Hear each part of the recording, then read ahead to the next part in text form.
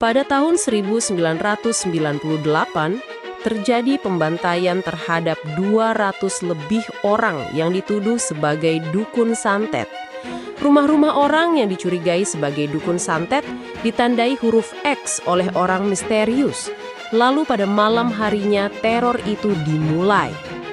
Tidak pandang bulu, laki-laki, perempuan, tua, atau muda, orang yang dituduh dukun santet tanpa bukti dieksekusi oleh pelaku yang digambarkan sejumlah orang, berpakaian seperti ninja, bergerak cepat, dan menghilang. Mereka menyerang korbannya dengan brutal. Salah satu korban ada yang ditemukan dengan kepala yang hancur di kebun dekat rumahnya.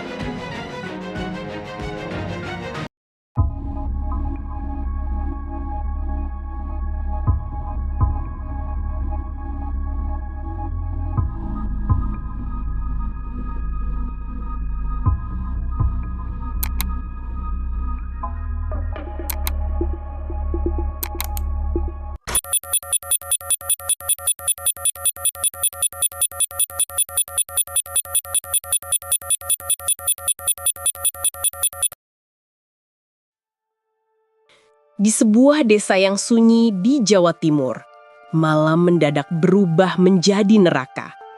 Seseorang yang dikenal sebagai orang baik di kampungnya, tiba-tiba diteriaki dukun santet. Dalam hitungan detik, rumahnya dikepung. Tak ada kesempatan membela diri. Dan hanya karena sebuah tuduhan, ia dieksekusi dan tidak pernah kembali bernafas. Inilah kisah kelam Banyuwangi tahun 1998. Sebuah tragedi yang menelan banyak nyawa. Tanpa pengadilan, tanpa kebenaran, tanpa belas kasihan. Pada tahun 1998, Indonesia sedang berada dalam masa transisi paling kacau dalam sejarah modernnya. Krisis ekonomi, tekanan politik, serta ketidakpercayaan masyarakat terhadap aparat membuat banyak wilayah berada dalam keadaan gelap dan tak stabil. Indonesia berada dalam badai besar. Krisis ekonomi menghancurkan harga diri bangsa, pengangguran, kriminalitas, dan kemiskinan meningkat tajam. Di antara berbagai tragedi nasional, Banyuwangi muncul sebagai salah satu titik paling mencekam, tempat terjadinya pembantaian terhadap mereka yang dituduh sebagai dukun santet. Kepercayaan terhadap pemerintah merosot. Aparat dianggap tak lagi mampu menjaga ketertiban. Rakyat menjadi mudah curiga, mudah takut, dan mudah marah. Ketegangan itu merembet sampai kampung-kampung terpencil. Rakyat mencari kambing hitam atas semua rentetan keterpurukan ini hingga dengan mudah terprovokasi, termasuk Banyuwangi. Sebuah daerah di ujung timur Pulau Jawa yang terkenal dengan tradisi kuat dan kepercayaan lokal terhadap dunia mistis. Di tanah ini, kata santet bukan sekedar cerita.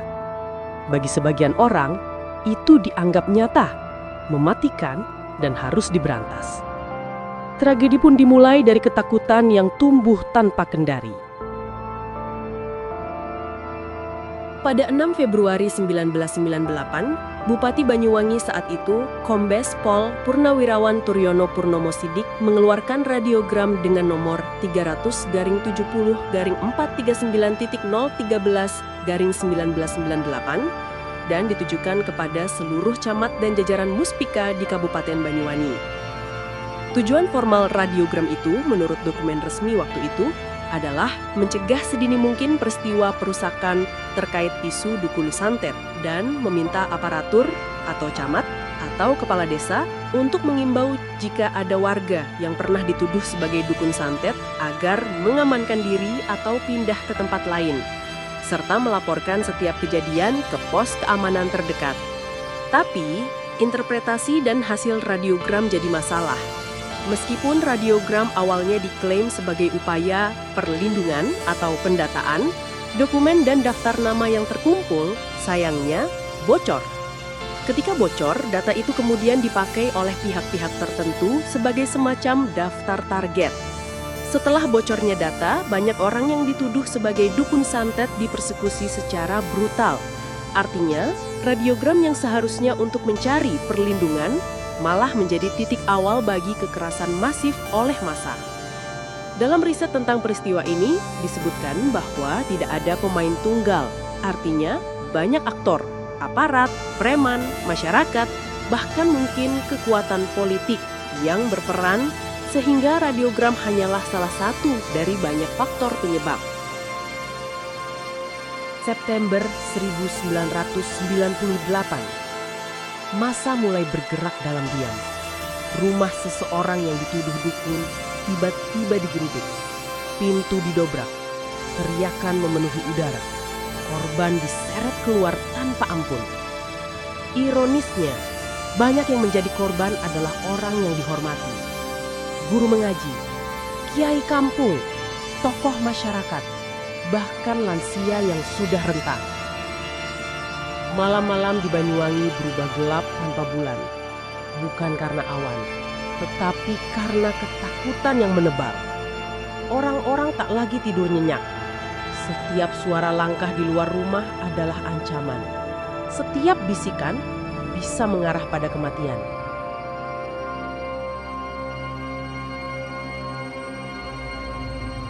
Salah seorang warga Dusun Panco, Desa Banjarsari, Kecamatan Glagah, Banyuwangi, bernama Ngaseha, 83 tahun, turut menjadi sasaran. Harian Kompas, 4 Oktober 1998, memberitakan rumah Ngaseha digedor sekawanan orang pada pukul 03 dini hari.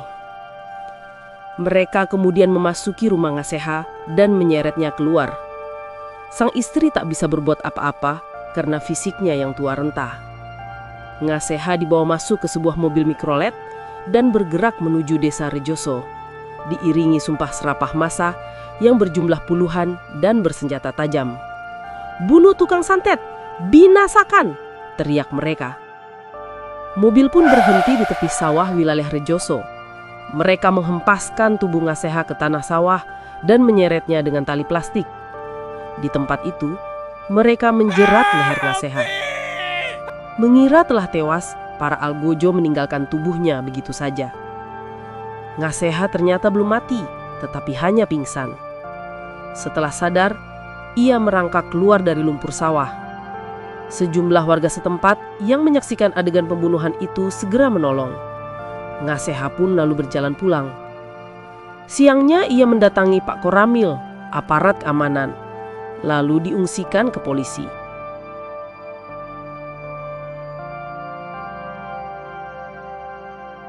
Salah satu anak dari korban tragedi itu, sebut saja Sari, menceritakan kejadian pilu. Di malam jahanam itu, hanya ada ayah dan ibu serta adiknya di rumah. Mereka tinggal di salah satu desa di Banyuwangi, Jawa Timur. Tidak berusaha mengingat lagi kapan tanggal kejadiannya. Menurut cerita ibunya, ayahnya dibunuh sekitar pukul 10 malam. Saat itu, ayah habis sholat Isya berjamaah di rumah, ungkapnya. Usai sholat, sang ibu menyiapkan sayur mayur yang akan dijual keesokan harinya di pasar. Namun malam itu, listrik di rumah tiba-tiba padam. Ayahnya pun keluar rumah untuk mengecek meteran listrik yang dititipkan di rumah tetangga. Kejadian mati lampu ini berlangsung 3 kali. Dan malam itu, ibunya melihat ada keanehan. Ada seorang pria berdiri di kebun di dekat rumahnya saat ayahnya menghidupkan meteran listrik. Ibu sempat curiga. Orang itu lalu ditanya dan dia bilang sedang mencari ayam. Ternyata ngasih tanda silang, ungkap Sari. Ketika menjelaskan hal itu, Sari menunjuk satu pohon kelapa yang terdapat bekas goresan tanda silang yang mulai memudar. Belakangan, hasil penyelidikan Komnas HAM menyebut tanda silang itu merupakan lokasi kediaman orang yang harus dihabisi. Tuduhan itu sangat menyakitkan bagi Sari dan keluarga. Meski bukan istilah baru, cap seperti itu sangat asing bagi keluarga maupun lingkungannya. Sebelum ayah meninggal, tidak ada sebutan itu dukun santet, jelasnya. Sari menyebut almarhum rajin beribadah dan baik hati. Tapi fitnah terhadap ayahnya itu terus dihidup-hidupkan. Seolah-olah dia layak dibunuh karena cap sebagai tukang santet.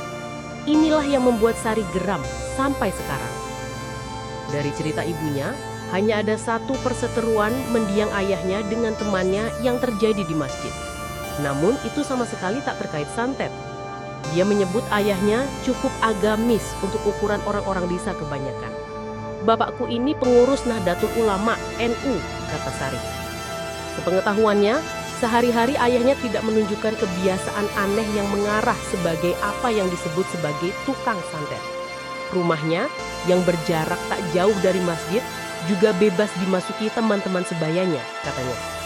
Apabila orang tuanya memiliki ilmu hitam, tentu ada bagian di dalam rumah yang dirahasiakan dan tidak semua orang boleh masuk, ia mengemukakan.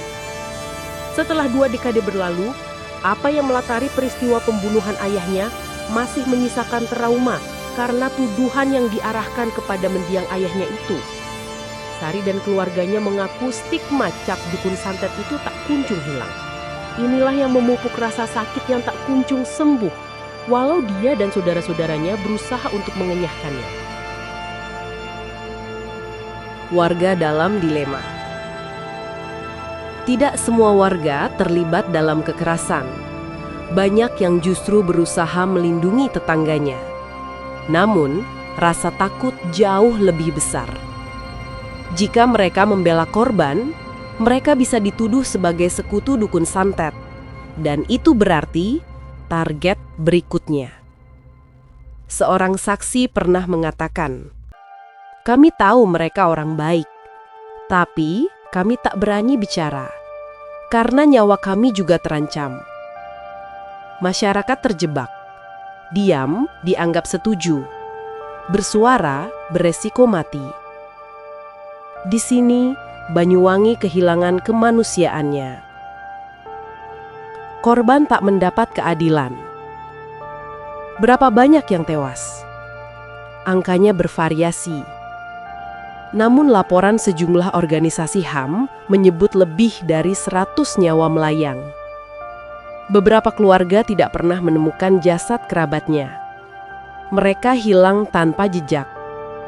Hanya meninggalkan kenangan dan air mata. Tidak ada pengadilan. Tidak ada pembuktian. Tidak ada kesempatan terakhir untuk korban membela diri. Hingga hari ini, banyak nama korban tetap dianggap dukun, meski kebenarannya tidak pernah terbukti. Itulah luka terbesar yang masih menganga. Stigma yang tidak pernah sepenuhnya hilang. Dari cerita ibunya, sejak pembunuhan sadis ayahnya, kondisi keluarga berubah drastis.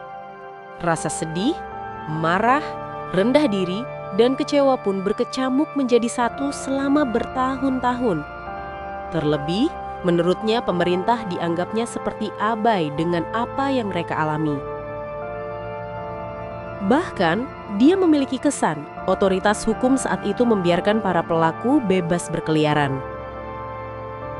Aparat keamanan yang seharusnya menyelidiki kematian ayahnya dianggapnya tidak pernah terjadi. Kalau menyalahkan, ia menyalahkan pemerintah kenapa tidak diusut sampai tuntas, kata Sari. Di tengah kenyataan seperti itulah, Sari, ibunya, serta saudara-saudaranya selama lebih dari 20 tahun berjibaku untuk berdamai dengan kenyataan tanpa kehadiran pemerintah. Ketika Presiden Joko Widodo akhirnya berinisiatif mengakui, menyesalkan, dan berjanji memberikan rehabilitasi kepada korban kasus dukun santet dan 11 kasus pelanggaran HAM berat lainnya di masa lalu, Sari mengaku ketidakpuasan itu belum sepenuhnya tergantikan. Namun di sisi lain, Sari masih menaruh harapan. Keputusan pemerintah itu dapat mengembalikan nama baik sang ayah yang selama ini ternodai stigma dukun santet bisa dibersihkan seperti sedia kala. Tragedi Banyuwangi 1998 mengajarkan kita satu hal penting. Ketika rasa takut, rumor, dan kebencian bersatu, kebenaran menjadi korban pertama yang mati. Fakta bahwa banyak korban adalah orang tak bersalah menjadi peringatan keras bagi kita semua. Bahwa fitnah bisa membunuh, bahwa prasangka bisa membakar sebuah desa, bahwa manusia bisa menjadi buas hanya karena mereka kehilangan arah dan pegangan. Kini, bertahun-tahun telah berlalu, namun suara tangis keluarga korban masih terdengar oleh mereka yang mau mendengarkan. Semoga sejarah ini tak pernah terulang. Semoga kita belajar bahwa keadilan, empati, dan kebenaran adalah pilar yang harus dijaga. Karena jika hilang, maka manusia tinggal nama tanpa hati.